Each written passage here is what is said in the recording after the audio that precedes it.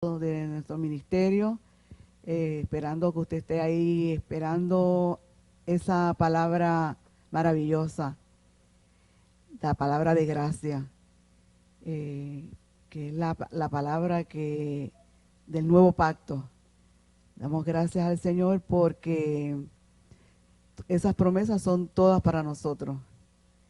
Así que quiero dejar por aquí a nuestro pastor, dejándole un saludo para todas las personas que están allá en la distancia. Bendecido.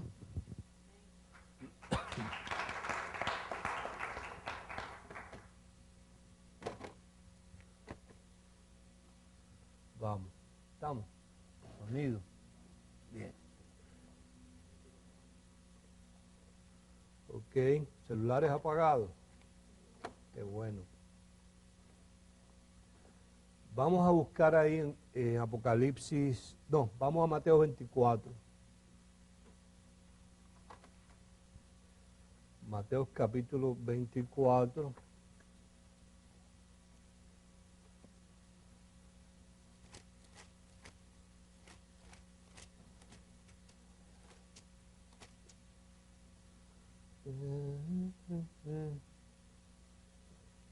Mateo 24 es un capítulo donde Jesús afirma una profecía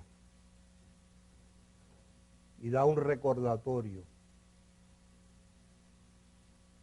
El ser humano tiene la tendencia como ser humano al fin, ¿no?, a pensar o a creer que las cosas que Dios habla es mañana.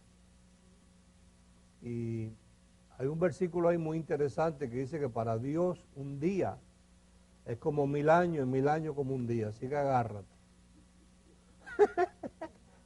Pues candela. Él no se cansa, no duerme.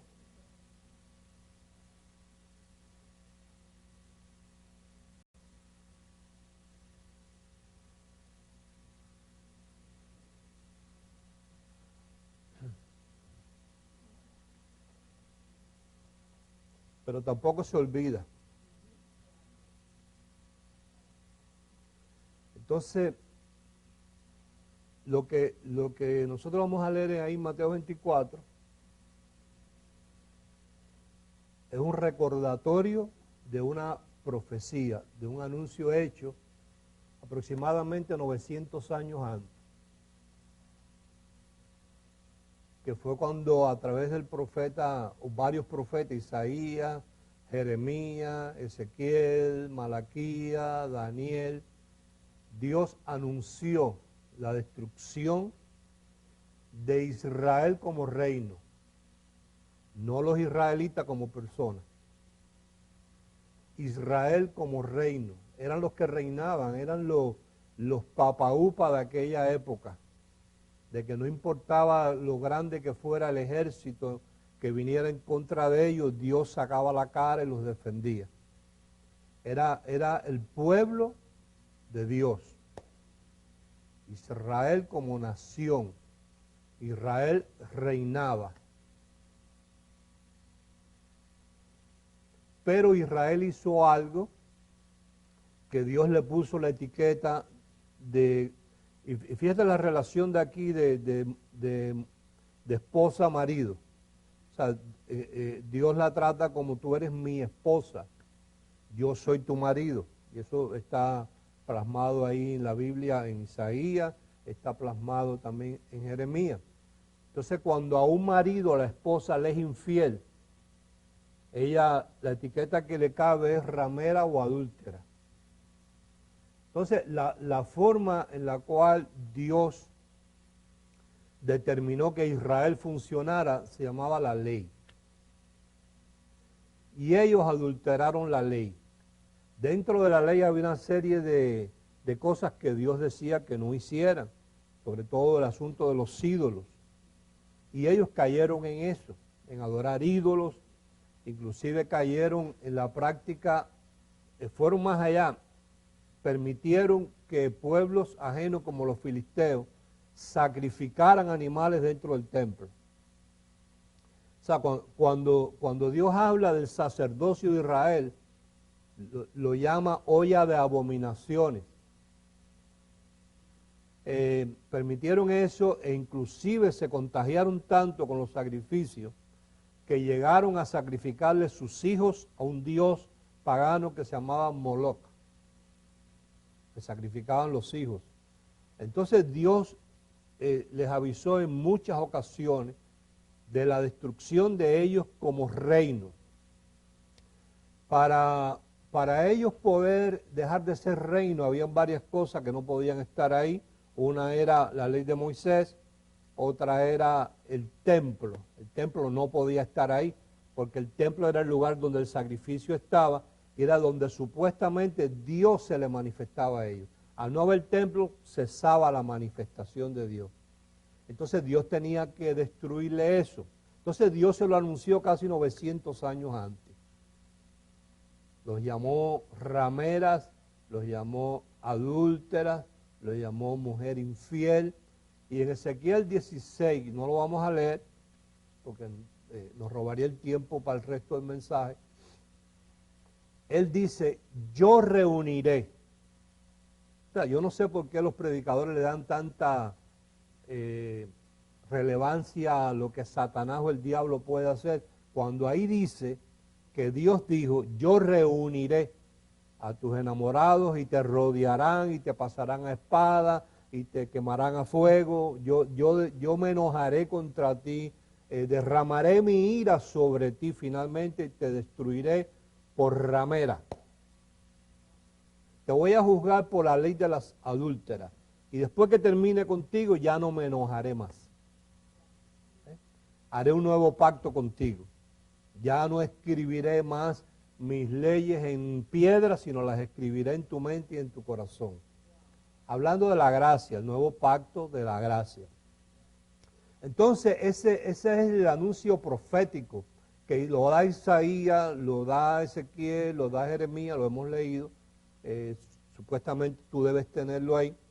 Si no, pues ahí está en el internet. Y finalmente cuando Dios dice, ya no voy a hablar más con ustedes, que es en el libro de Malaquía, cuando cierra el capítulo, que Dios guarda silencio por 400 años, lo último que Dios le habla al pueblo de Israel, los gentiles no estaban en el panorama, le dice, yo enviaré al profeta Elías antes de que venga el día del Señor grande y terrible. O sea, que es la sentencia sobre Israel. O sea, Dios no tiene sentencia sobre el pueblo pagano. A Dios el pueblo pagano no le importa. Dios con quien trata es contigo. O sea, a ti no te es permitido lo que hacen otra gente. Porque se supone que tú seas otro tipo de especie. Que tú hayas conocido la unción, ¿viste? Que el Espíritu Santo te haya sellado y que tú supuestamente tengas una guianza, que cuando hacemos las cosas que hacemos porque nos da la gana de hacerlas. La otra gente no tiene esa guianza. Entonces Dios con quien trata es con su gente. En este caso fue con Israel, que era su gente de aquella época. En esta época su gente es otra, es la iglesia. Entonces Jesús les hace un recordatorio en Mateo 24.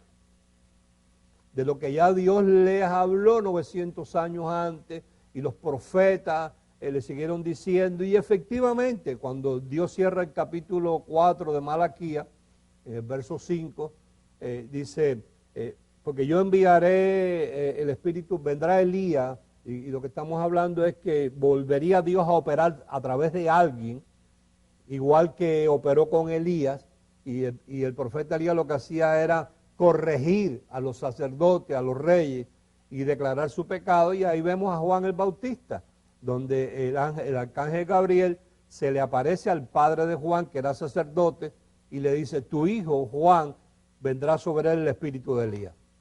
Y empieza Juan precisamente a hacer eso, a declarar el pecado del emperador y del rey públicamente, de Herodes, y le decía, no te es lícito porque tú estás durmiendo con la mujer de tu hermano, públicamente, ¿viste? Y arrengaba contra los fariseos y contra los sacerdotes y le decía generación de víboras. Ese era el espíritu de Elías.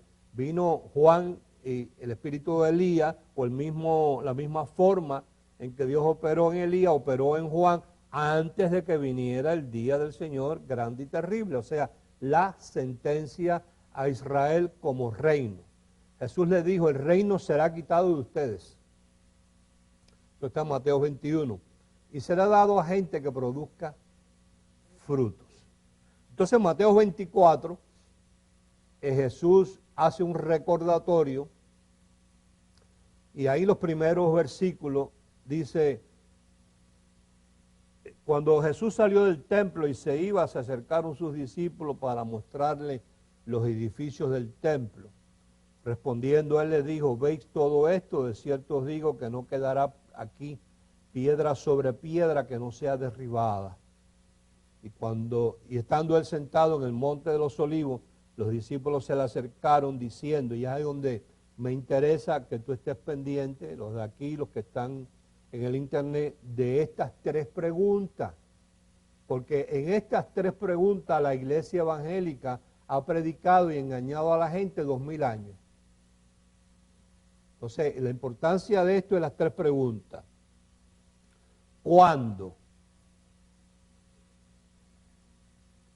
¿Cuándo es importante? Serán estas cosas, ¿y qué señal habrá de tu venida? O sea, le está diciendo, ¿cuándo van a destruir este templo? ¿Cuándo no va a quedar piedra sobre piedra aquí? ¿Cuándo será tu segunda venida? ¿Y cuándo será el fin de este sistema? Son tres preguntas. Y ahí en ese capítulo están las tres respuestas. En el verso 4, él le responde. Mirad que nadie os engañe. Entonces le da señales de cuándo van a pasar estas tres cosas. Porque vendrán muchos en mi nombre diciendo yo soy el Cristo, y a muchos engañarán.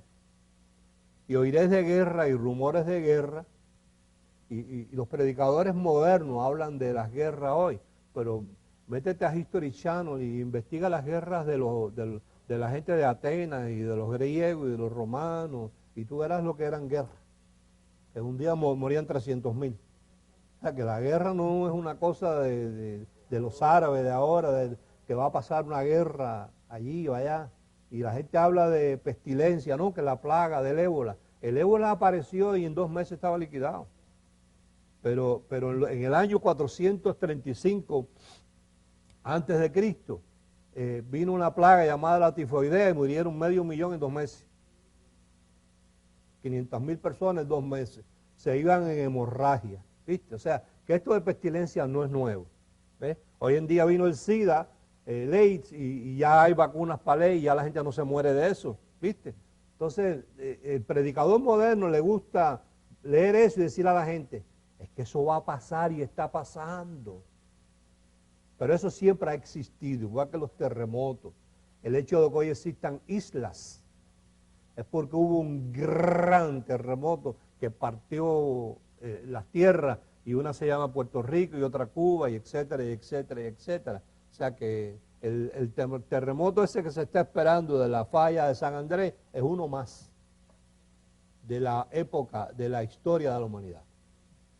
Entonces, dice, mira, verso 8, y todo esto será principio de dolores. Entonces, presta atención al verso 9. Entonces os entregarán. Observa la conjugación del verbo, que es donde todos los predicadores fallan. Él le está diciendo a los que le están preguntando, a ustedes os entregarán.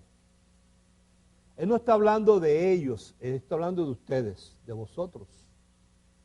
Porque si él hubiese estado hablando de un futuro, entiéndase la época nuestra, él hubiera estado diciendo, en aquel tiempo a ellos los entregarán. Pero ahí no dice a ellos, ahí dice, os entregarán a ustedes. Entonces, ¿de qué época él está hablando? De aquella época. Os entregarán a tribulación y os matarán. Y seréis aborrecidos de toda la gente por causa de mi nombre. Ese es el verso 9 que debemos prestar atención ahí. eso que está pasando. Entonces, en el verso 34,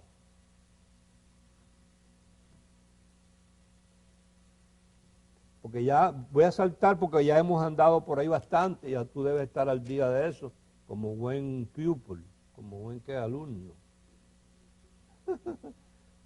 En el capítulo 24, verso 32, 33 y 34, yo lo leo de aquí del Código Real, donde dice: por esto de la higuera aprender la parábola o el misterio, cuando ya su rama se pone tierna y comienzan a brotar las hojas, sabéis que el verano está cerca.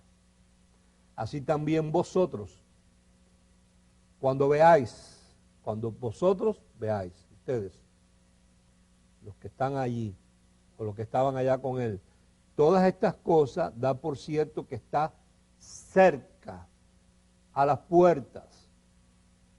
Y el 34 dice: de cierto os digo, de ningún modo pasará la generación que vea esto, sino que estará en pie la generación que vea esto hasta que sucedan todas estas cosas. ¿Cuáles cosas? Pregunto yo.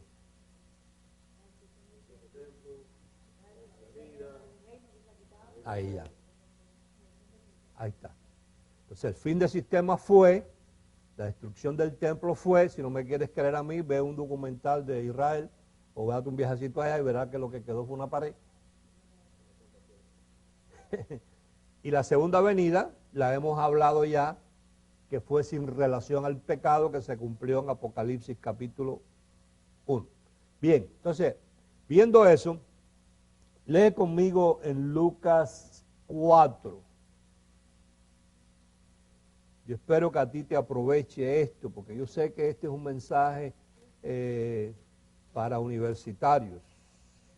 Vamos a hablar de una cosita que yo sé que va a asombrar a mucha gente. Pero bueno, para eso estamos, ¿verdad? Para asombrar. Quitarle a los predicadores las herramientas del susto. En Lucas capítulo 4, verso 18, está Jesús en la sinagoga un día de reposo. Y le toca a él el turno de leer el rollo, porque no había Biblia. Y le entregan el rollo del profeta Isaías, tocaba ese día, eso era lo que tocaba. Le tocó a él, porque era por turno. Y dice el verso 17, vamos, dice. Bueno, vamos a leer el 14, para ubicarte bien. Y Jesús volvió en el poder del Espíritu a Galilea y se difundió su fama por toda la tierra de alrededor y enseñaba en las sinagogas de ellos y era glorificado por todos. Vino a Nazaret donde se había criado y en el día de reposo, sábado, entró en la sinagoga. ¿Por qué no fue a la iglesia? No había iglesia. Conforme a su costumbre y se levantó a leer y se le dio, observa que el rabino le dio a él. Era el responsable de entregar, hoy te toca a ti, mañana le toca al otro. Y se le dio el libro del profeta Isaías, habiendo abierto el libro, halló el lugar donde estaba escrito: el Espíritu del Señor está sobre mí, por cuanto me ha ungido para dar buenas nuevas a los pobres. Me ha enviado a sanar a los quebrantados de corazón, a pregonar libertad a los cautivos y vista a los ciegos, y entiéndese que está hablando de ciegos espirituales. A poner en libertad a los oprimidos, y en el verso 19 dice, y a predicar el año agradable del Señor. Fíjate que el mensaje de Jesús es diferente al de Dios. El de Dios es el día grande y terrible de ira, sentencia de la gran ramera. Ahora él lo que va a predicar es el año agradable del Señor. Verso 20. Dice, y enrollando el libro, lo dio al ministro y se sentó, y los ojos de todos en la sinagoga estaban fijos en él. Y él comenzó a decirles, hoy se ha cumplido esta escritura delante de vosotros. Es lo que estaba diciendo, eso que dice ahí, soy yo. Se cumplió en mí lo que hemos leído ahí. Ahora, ahí en Juan 1, vamos a ver un detalle y muy importante para lo que vamos a seguir hablando hoy. Juan capítulo 1, en el verso, vamos a leer 14 al 17.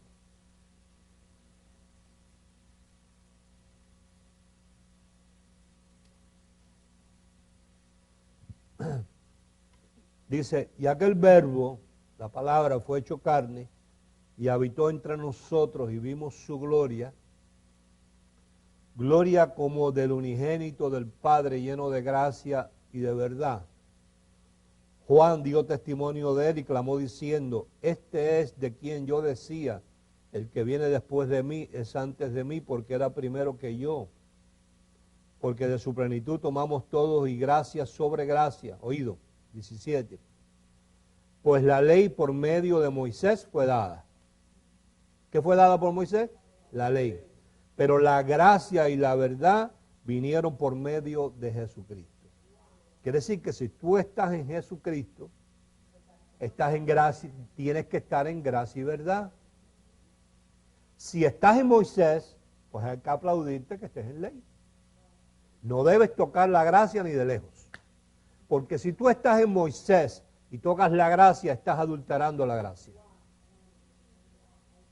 Pero si estás en Jesucristo y tocas la ley, estás adulterando la gracia.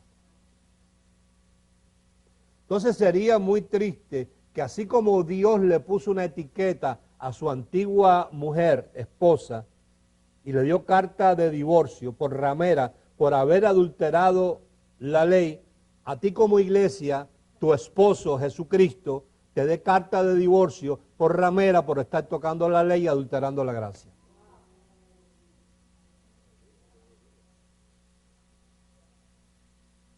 ¿Me hice explicar? Eso yo que es el mismo panorama, ¿no? Porque no es que él no te llame esposa. Él sí te llama esposa. Y Pablo dice, te he desposado con un solo marido, no con dos ni con tres.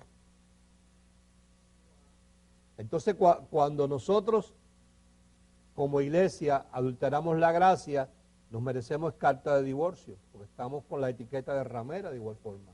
Por eso es que ahí en Apocalipsis 17 se le hace el adjetivo de a la gran ramera, madre de rameras, porque no es ella sola.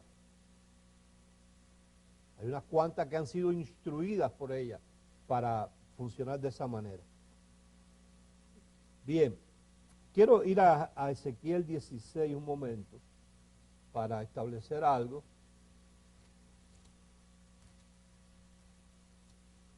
Establecer algo ahí.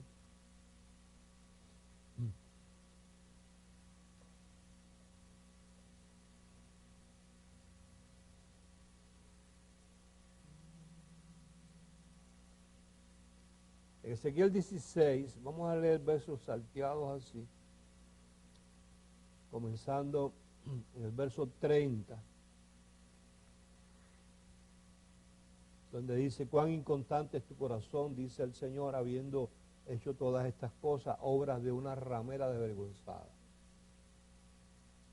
31, edificando tus lugares altos en toda cabeza de camino y haciendo tus altares en todas las plazas, y no fuiste semejante a ramera, en que menospreciaste la paga, sino como mujer adúltera, que en lugar de tu marido recibe ajenos. A todas las rameras le dan dones, mas tú diste tus dones a todos tus enamorados.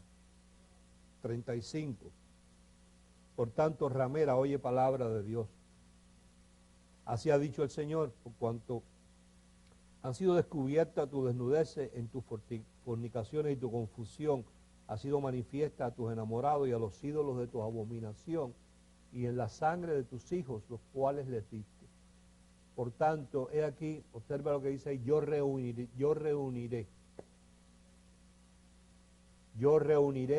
a todos tus enamorados, en los cuales tomaste placer, y a todos los que amaste, con todos los que aborreciste, los reuniré alrededor de ti. y les descubriré tu desnudez. Y el 18 dice, y yo te juzgaré. Y yo te juzgaré en manos de ellos. Y destruirán tus lugares altos. Y derribarán tus altares y te despojarán de tus ropas. Verso 40, y harán subir contra ti muchedumbre de gente y te apedrearán y te atravesarán con sus espadas. Quemarán tus casas a fuego y harán en ti juicios en presencia de muchas mujeres. Y así haré que dejes de ser ramera y que ceses de prodigar tus dones. Y saciaré mi ira sobre ti y se apartará de mí mi celo y descansaré y no me enojaré más.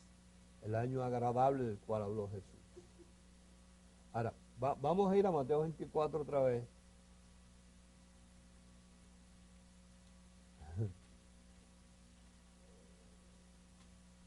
En Mateo 24 leímos el verso 9 ahí, voy rapidito al 15. Y al mismo tiempo, fíjate, abre en el libro de Daniel en el capítulo 11.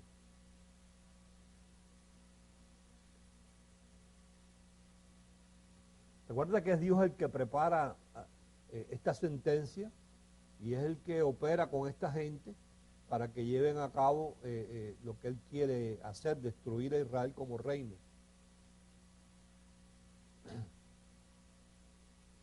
En el verso 15 de Mateo 24, y lee conmigo también en Daniel 11.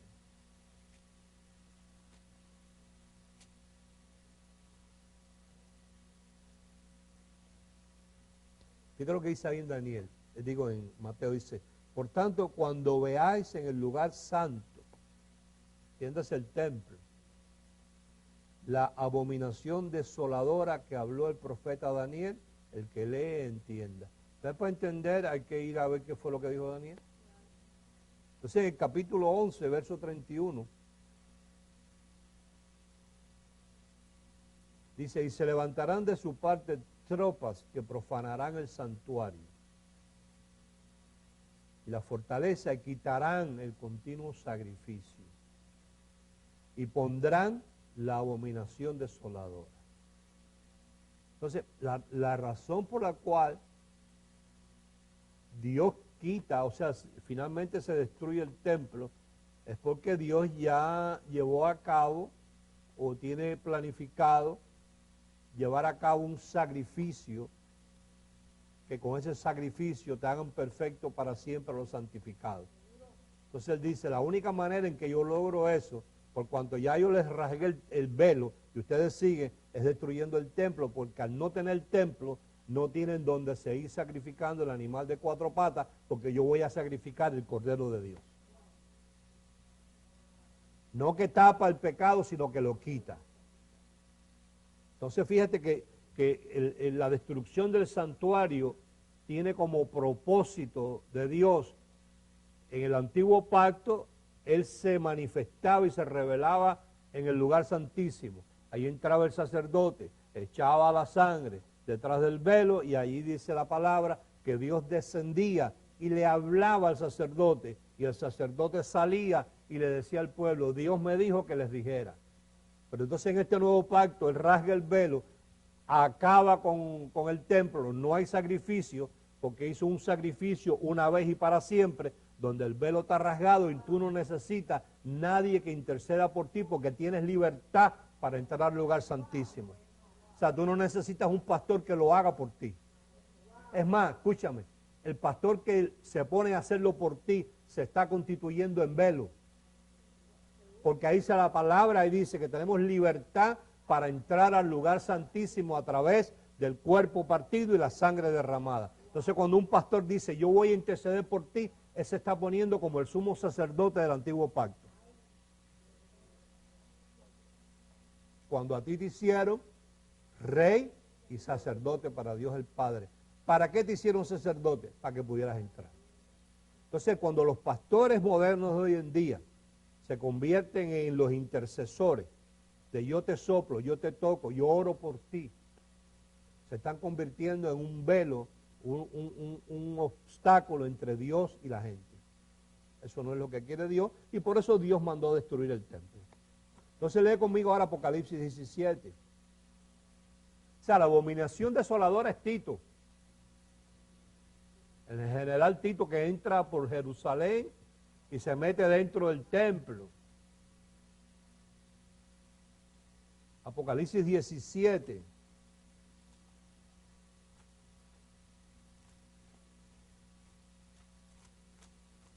Si estos predicadores supieran cómo desagrada a Dios que sean ellos los que estén intercediendo por la gente, no lo harían.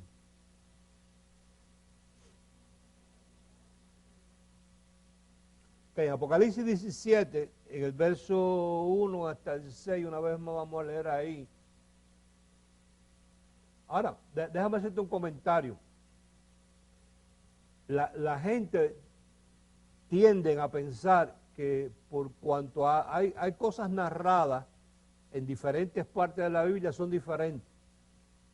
Pero si agarráramos y pusiéramos esto como el libro que te enseñé la semana pasada, y pusiéramos todo el contexto bíblico por fecha, veríamos que los sucesos están pegados uno al otro por la fecha. Porque leemos aquí ahora en Apocalipsis 17, esto que vamos a leer aquí fue lo que profetizó Dios 900 años antes y que anunció Jesús y dijo, y esto va a suceder en la época de ustedes. O sea, que esto que está aquí, los predicadores modernos lo ponen para el futuro, para asustar a la gente pensando que esto es una cosa que va a venir durante el tiempo de la gran tribulación, como la llaman ellos. Cuando la gran tribulación sucedió en el año 70. ¿Cuál fue la gran tribulación?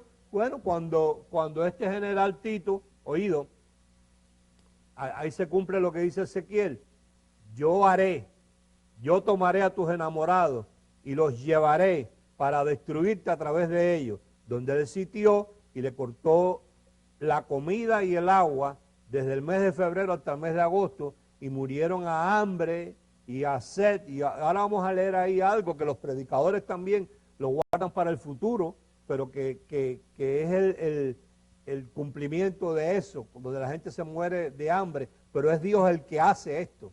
Dice, vino entonces uno de los 7 ángeles que tenía las 7 copas y habló conmigo diciendo, me ven acá y te mostraré la sentencia contra la gran ramera. Tú buscas en toda la Biblia y el único adjetivo que lleva la gran ramera es Israel como reino. No hay más nadie. Pastor, pero no es la Iglesia Católica. La Iglesia Católica no existía cuando aquello, amigo.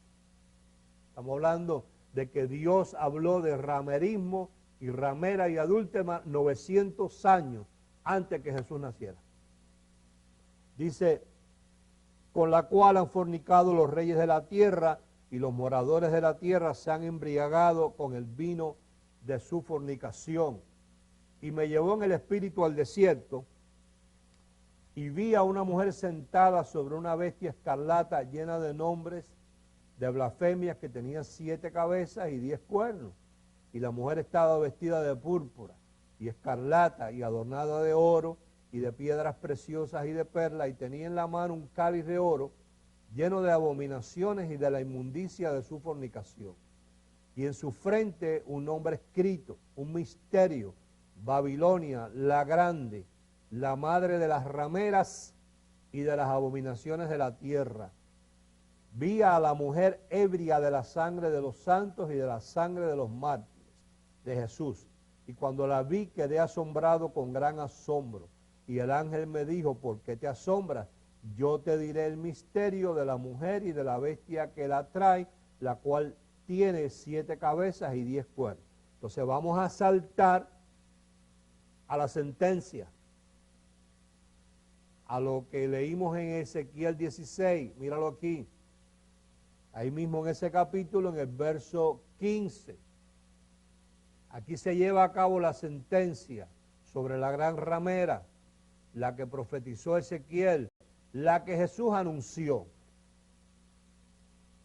Me dijo también, las aguas que has visto donde la ramera se sienta son pueblos, muchedumbre, naciones y lenguas.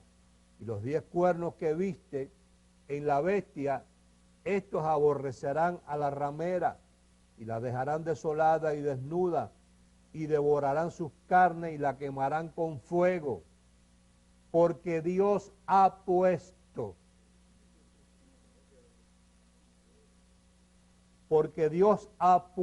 en sus corazones el ejecutar lo que Él quiso, ponerse de acuerdo y dar su reino a la bestia para que se cumplan las palabras de Dios, y añado, que dijeron los profetas en Ezequiel 16 y que Jesús ratificó en Mateo 24.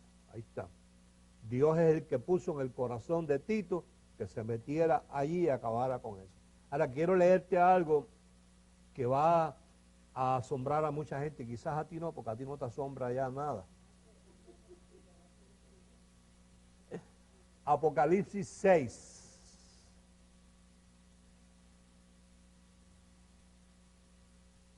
Recuerda que Daniel habló de la abominación desoladora que entra en el templo. Eso lo vimos en Lamentaciones, donde las mujeres, cumpliéndose lo que Jesús dijo, hay de las que estén encintas o críen en aquellos días.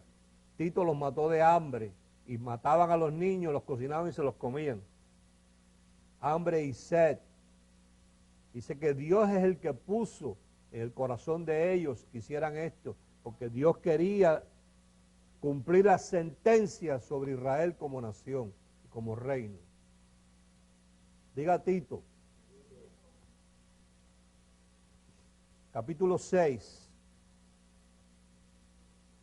Vi cuando el Cordero abrió uno de los sellos, los famosos sellos de Apocalipsis, y oí uno de los 4 seres vivientes decir, como con voz de trueno, ven y mira. Y miré, y aquí un caballo blanco, y el que lo montaba tenía un arco, y le fue dada una corona y salió venciendo para vencer. Según los predicadores, ese es Jesucristo. Pero a Jesucristo no hay que darle nada. A este se lo dieron. ¿Tú sabes quién es este? Tito.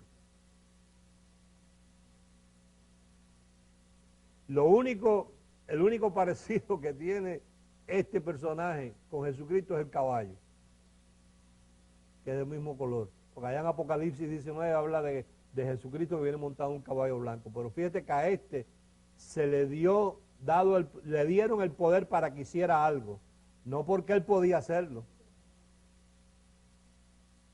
Ahora cuando tú lees los otros sellos te das cuenta qué es lo que trae este personaje. Mira a ver si esto fue lo que pasó en el año 70. Mira a ver. Cuando abrió el segundo sello, oí el segundo ser viviente que decía, ven y mira, y salió otro caballo, bermejo, y al que lo montaba le fue dado poder, le fue dado poder de quitar de la tierra la paz, y que se matasen unos a otros, y se le dio una ¿qué? Una gran espada. Cuando abrió el tercer sello, oí al tercer ser viviente que decía, ven y mira, y miré, y aquí un caballo negro, y el que lo montaba tenía una balanza, una pesa en la mano, y oí una voz de en medio de los 4 seres vivientes que decía, 2 libras de trigo por 1 denario, y 6 libras de cebada por 1 denario, pero no dañes el aceite ni el vino.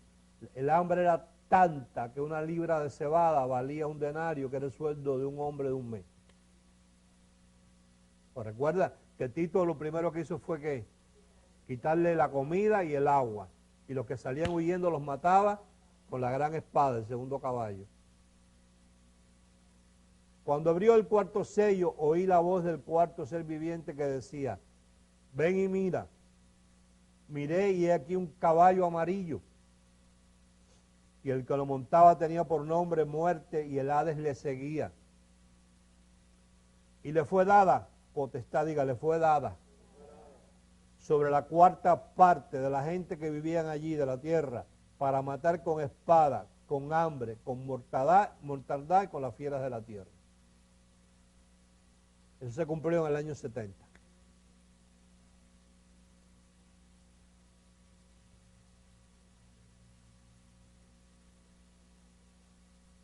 Ahora, tú has oído 1000 veces hablar de que los 144,000 sellados son los testigos de Jehová, ¿verdad?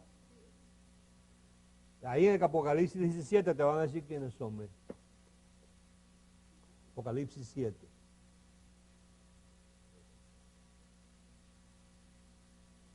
Verso 4.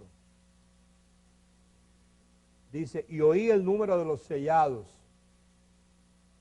144,000 sellados de todas las tribus de los hijos de ¿quién? Judíos. ¿Quiénes estaban dentro del templo? Los judíos. 12,000 de cada uno, número simbólico. De cada tribu 12,000, número simbólico. Porque allá dentro de ese templo no entraban filisteos ni romanos, eran ellos los que estaban allí. Ahora, cuando tú sigues leyendo, ahí están, te narra 12,000 de cada tribu, 12,000 de cada tribu, 12,000 de cada tribu. En el verso 9 dice, después de esto miré y aquí una gran multitud a la cual nadie podía contar, de todas naciones, tribus y pueblos, lenguas que estaban delante del trono. Y en la presencia del Cordero, vestido de ropas blancas y con palmas en la mano. Ya eso ya, mira. Y clamaban a gran voz diciendo, la salvación pertenece a nuestro Dios que está sentado en el trono y al Cordero. Y todos los ángeles estaban en pie alrededor del trono y de los ancianos y de los 4 seres vivientes, y se postraron sobre su rostro delante del trono y adoraron a Dios, diciendo amén, la bendición y la gloria y la sabiduría y la acción de gracia y la honra y el poder y la fortaleza sean a nuestro Dios por los siglos de los siglos, amén. Entonces uno de los ancianos, mira esto aquí, mira, entonces uno de los ancianos habló diciéndome, estos que están vestidos de robas blancas, ¿quiénes son? ¿Y de dónde han venido? Yo le dije, Señor, tú lo sabes, y él me dijo, estos son los que han salido de la gran tribulación.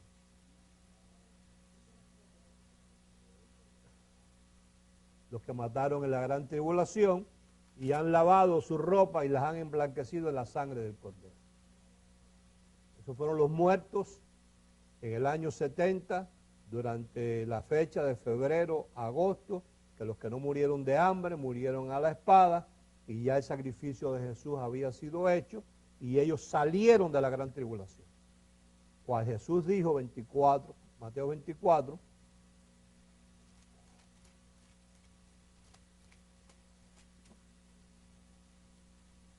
tú puedes retener todo esto, porque yo veo que mucha gente ni apunta, ni lee la Biblia, ni nada. ¿Verdad? Si tú no apuntas esto, yo veo muy difícil que tú retengas nada. Digo yo. Por tu bien, como dice el anuncio. Si no, no se va a aprovechar. Porque este mensaje lo que lleva como propósito es brindarte reposo. La maravilla de la gracia. Que si todo esto fuera a pasar, entonces la gracia no existiera. No hay año agradable, no hay nuevo pacto. Todavía la ira de Dios está en función. Y si la ira de Dios estuviera en función, por favor, si Dios todavía quemara por fuego, aquí se convirtiera esto en carboncito todos los domingos. Había que decir, coño, pero Rolando no había venido. Sí vino, pero ya no está ahí. Pero está, sí, pero lo que hay ahí es una mano de ceniza. La gente dice, tú siempre la coges con Rolando, que es el que mejor se porta.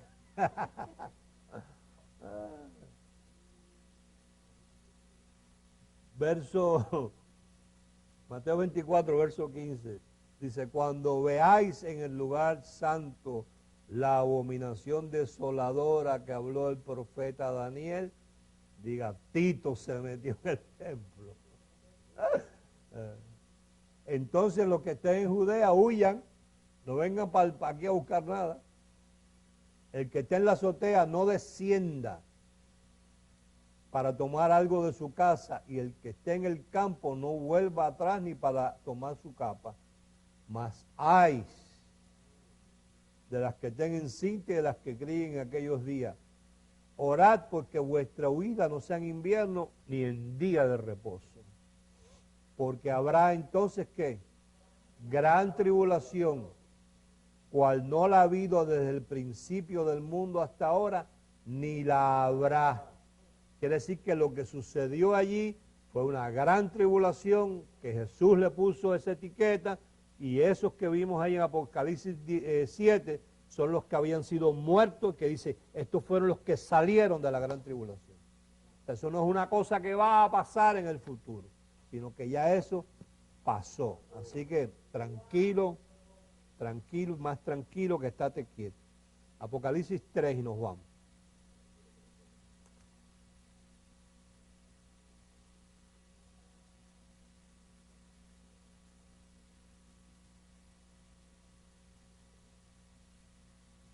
Porque la idea es que si mañana tú te encuentras con uno de estos que están en el sistema evangélico y te habla de estas cosas, tú tengas la capacidad de explicarle. O sea, tú no vayas a cometer el error y decirle, yo no creo en eso. Porque la persona te va a preguntar con una pregunta muy válida, ¿y por qué? Explícame. Si tú no sabes, mejor que digas que sí, que tú crees en la gran tribulación y que crees en el anticristo y te quedas calladito la boca. Claro, porque vas a quedar mal. Vas a quedar mal. Enseñado estás. Apocalipsis 3, verso 20. Este es un versículo que los predicadores les encanta usarlo para cuando hay alguien que llegó de visita a la iglesia, después que ellos predican un mensaje fogoso, muy fogoso acerca del pecado. Claro, y brincos y saltos y el infierno y el diablo y qué sé yo. Entonces ellos dicen, pecador, he aquí estoy a la puerta y llamo. Si alguno oye mi voz y abre la puerta, entraré a él y cenaré con él y él conmigo, pecador. Al que venciere le daré que se siente conmigo en mi trono, pecador. Así como yo he vencido y me he sentado con mi Padre en su trono, pecador, acepta a Cristo. Pero el 22 dice, el que tiene oído, oiga lo que el Espíritu le dice a las iglesias. No es pecador. O sea, lo que ahí Dios le está diciendo a la iglesia es, yo estoy a la puerta y llamo porque ustedes me tienen afuera. Yo estoy tratando de predicar el año agradable, pero ustedes como lo que predican dentro de la iglesia es infierno, y es diablo, y es bautismo en agua, y es aceite, y es soplado, yo estoy afuera, yo no estoy adentro. A ver si ustedes alguna vez oyen mi voz y me dejan entrar. Si yo entro, pues entrará conmigo la paz, el reposo. Se acabará el infierno, el diablo, los demonios, todas esas cosas que ustedes predican, gran tribulación, anticristo. Una vez yo entre, se acaba eso.